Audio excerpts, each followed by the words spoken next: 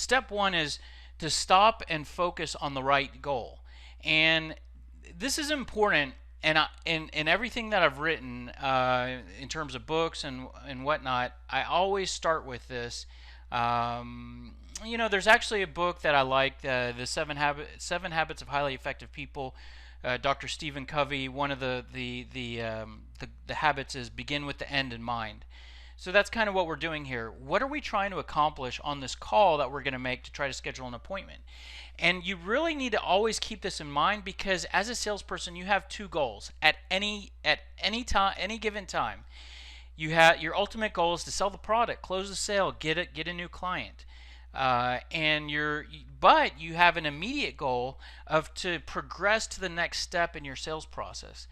And in the only exception is for this is that if you sell a one call close product, which in that case you probably shouldn't listen to this training, because this is about scheduling appointments, but your immediate goal is just to get to the next step. It's always get to the next step. And what we can often do as salespeople is we can often just always think about the ultimate goal. And it's okay to always think about the ultimate goal, to have dreams about it, to wake up thinking about it.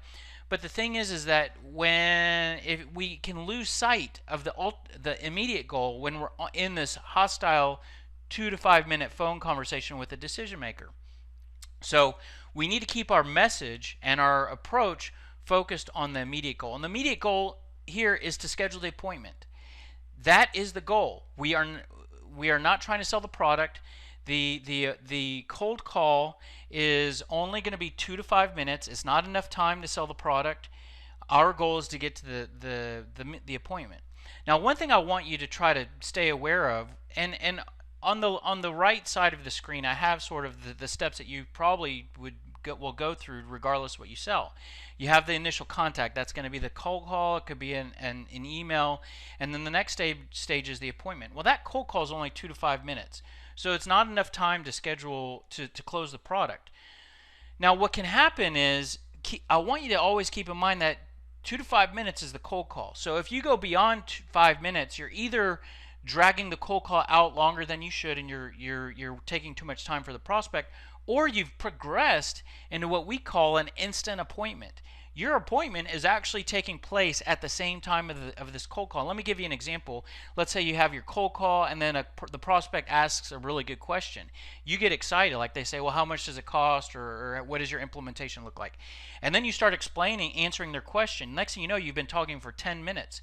Well, you're no longer in the cold call. You're in the instant appointment. And what I want you to do is I want you to avoid this, because if you avoid falling into this trap and instead you schedule the appointment, you're going to get more time with the prospect and you will get more attention. And what I would encourage you to do is not answer that question and not go down that path that leads to the instant appointment. If they ask you a good question, say, oh, you know what, that's a great question. I tell you what, I want to get into that and I want to answer any of your other questions. Let's put some time on the calendar. And you schedule the appointment. And so just be aware of that. And the other thing about focusing on the immediate goal of the sales process and scheduling the appointment is this is the beautiful thing here. By the way, on each of these slides, you'll see this red text at the bottom. On each of these topics, there's a whole training module. So and if you hear me talking fast, there's a lot of material that I'm trying to go through on this. But there's a whole module on each of these topics on YouTube. And so there's a link here, there's a title here of that exact module. So now back to the slide. The beautiful thing about focusing on the appointment is that this makes most of the prospect's objections totally invalid. Look here on this slide. Here are a few objections that you'll hear. I'm not interested. We already used somebody today. We don't have any budget to spend. We aren't making any changes right now. They will say this to get rid of you. But you know what? If you're trying to sell the product, those are good reasons to get rid of you. If you're trying to sell the product and they don't have any money to spend, well, there's no point in talking, right? But your goal is not to sell the product. Your goal is to set the appointment. And the goal is really to have a conversation. So if I want to have a conversation with you, the fact that you're not interested, is not valid, because you know what? You shouldn't be interested. I've only talked to you for 2 minutes. I haven't really had a chance to really talk to you at all. So I understand that you shouldn't be interested. That's why I want to have a conversation with you. And you could tell me at the end of our conversation that you're not interested. Those might not be the exact words that I would use there, but that's what I'm trying to demonstrate, that the objection becomes invalid.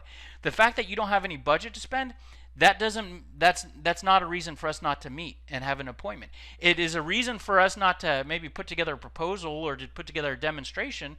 But something I often say when someone says we don't have budget to spend, hey, that's fine. Let's get together. I want to learn a little bit more about you. Tell you a little bit about us, and then after that, when your budget opens up next year, you can know who we are and how we can help, and you can reach back out when your budget does